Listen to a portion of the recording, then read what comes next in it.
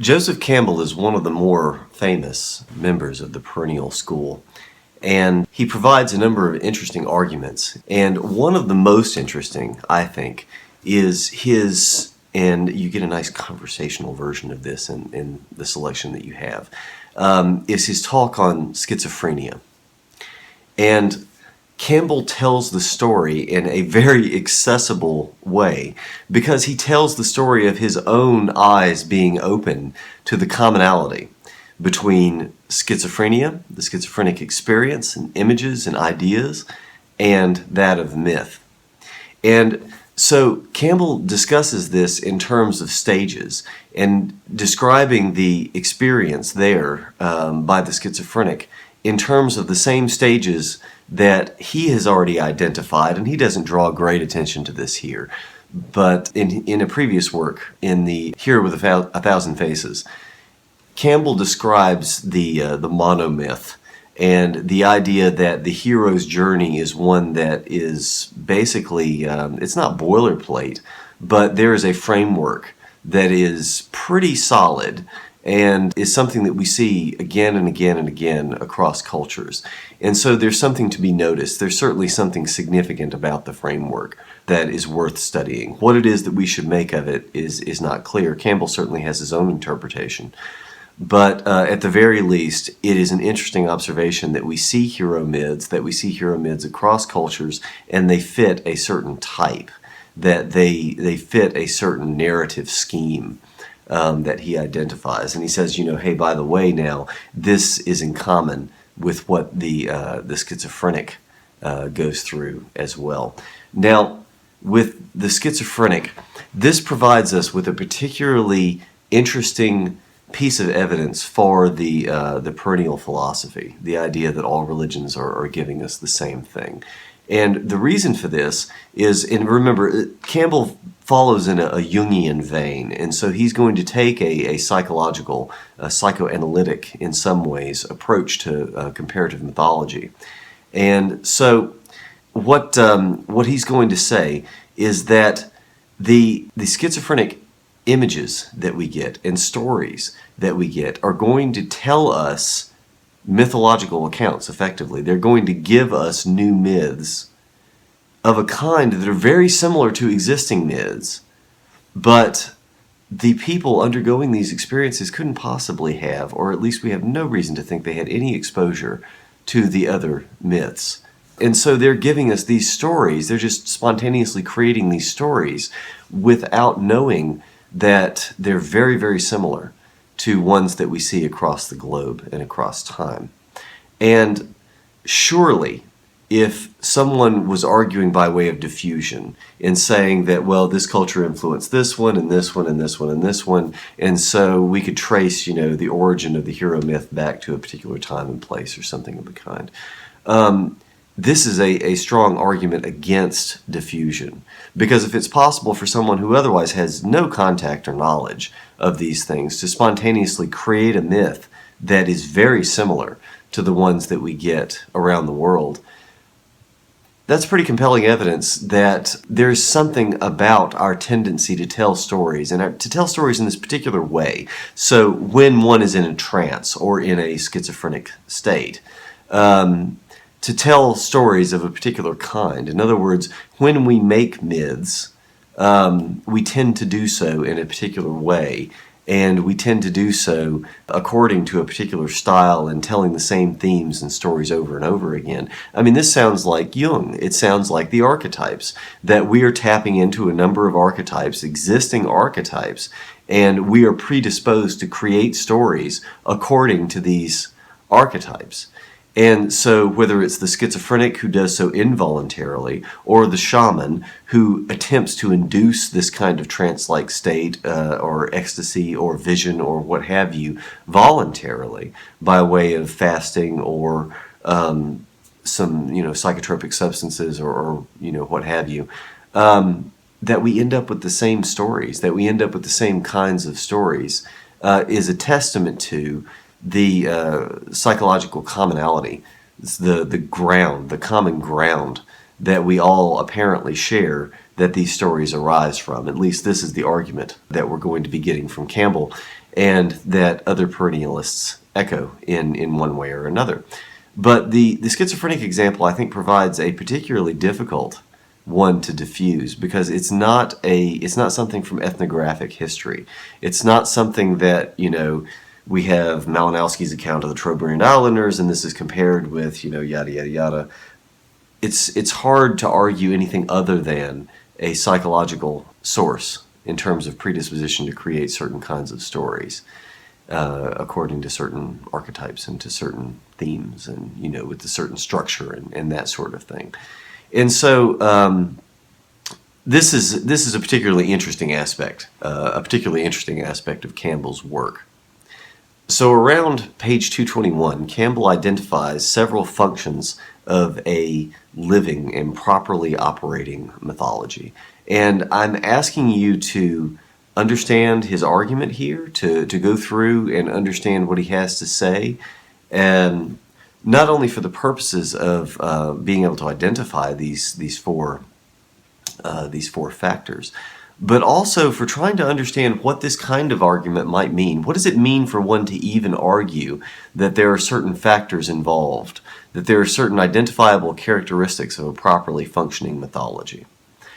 So, first of all, to be able to make an argument like this, we have to have some notion of what a properly functioning mythology should be.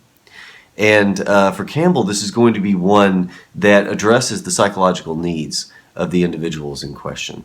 And again, there's an implicit criticism of modernity here in saying, and Campbell has particular issues with our modern lay forms of religion. And so his targets that he has in mind here, of course, are going to be lay Christianity, Judaism, Islam, and so on, in thinking these to be inadequate. And he says so rather colorfully in a number of passages. So, regardless, this is just to give you an idea of what he has in mind there. But when he says that there are several factors involved in a properly functioning mythology, the idea, of course, is also to say that we can have properly functioning mythologies. We have living options for people, and then we have dead options for people. In other words, we have religions that no longer address the needs of the people, and that are dead in a certain way, that are non-functioning in certain ways. And perhaps when we see non-functioning religious elements, we should expect exploration. We should expect people to, depart from the usual fold and to look for other options.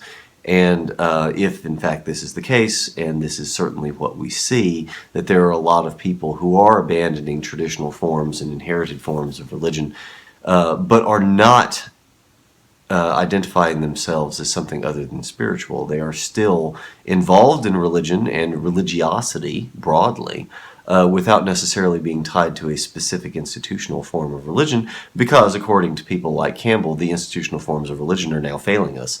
And the argument that he's going to provide more elsewhere than in the selection that I've asked you to read is that the world is just changing too fast.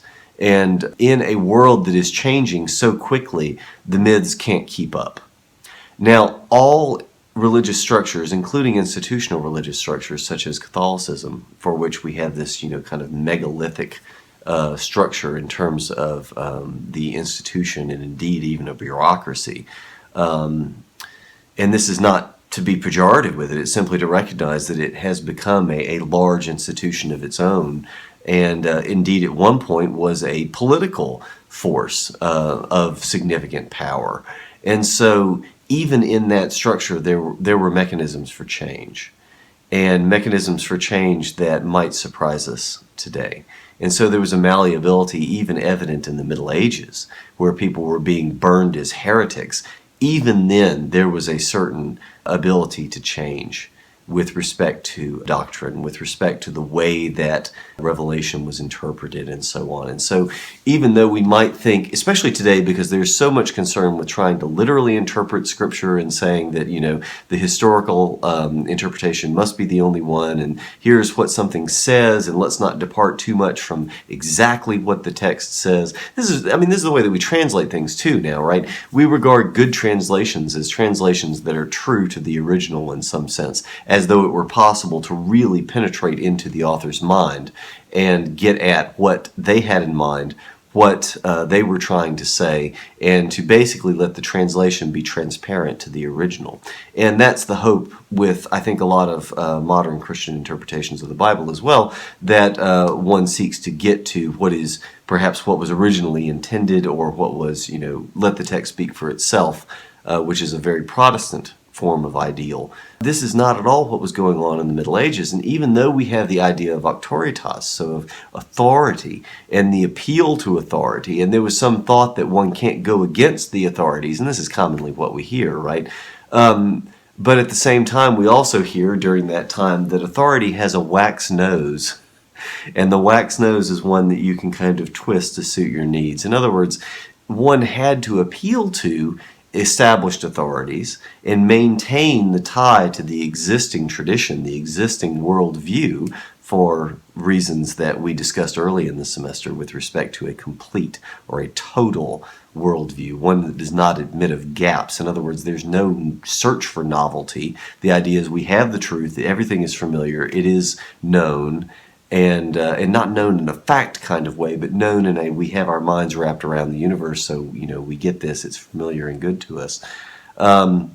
In that context, any kind of change is going to have to be understood in terms of existing authorities. It's really not all that terribly surprising, but this is what we get. And so in a certain regard, there's more permissivity with respect to the interpretation of Scripture, the allegorical interpretation of Scripture especially, and Eckhart provides a particularly pronounced version of this, where he really departs from the usual interpretations, oftentimes changing things very radically. In some cases, regarding what people like Reiner Sherman have said, that he does violence to the text, and it's hard to argue that it's even biblical exegesis when it's doing violence to the text. I don't happen to agree with that, but nevertheless, you have people saying this, and this is the attitude that some have taken toward just how radical the Orthodox, because he is called an Orthodox theologian, interpretations of Scripture and sermons using Scripture, masses that were given using Scripture, actually are. And so there was, in many ways, a lot more leeway in the Middle Ages to interpret Scripture than there is now, which is kind of ironic. So, and this is worth at least throwing out there as a provocative statement to try and get us to analyze some of what it is that we're doing, and perhaps become a little bit more aware of the kind of assumptions that we're freighting in. Nevertheless, so Campbell is going to give us 4 criteria for a properly functioning mythology.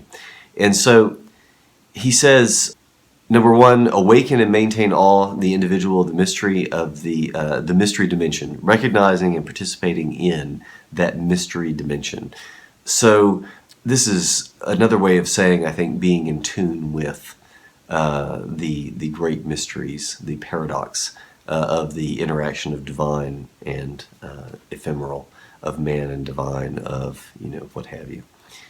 He says it offers an image of the universe which is in harmony with the times, which is an almost explicit criticism of most modern forms of Western religion, where the cosmology that's associated with the religion is out of step pretty significantly with the current physical conceptions of the universe. And I say physical in terms of the way that we regard the universe as physical, and also just to refer to physics.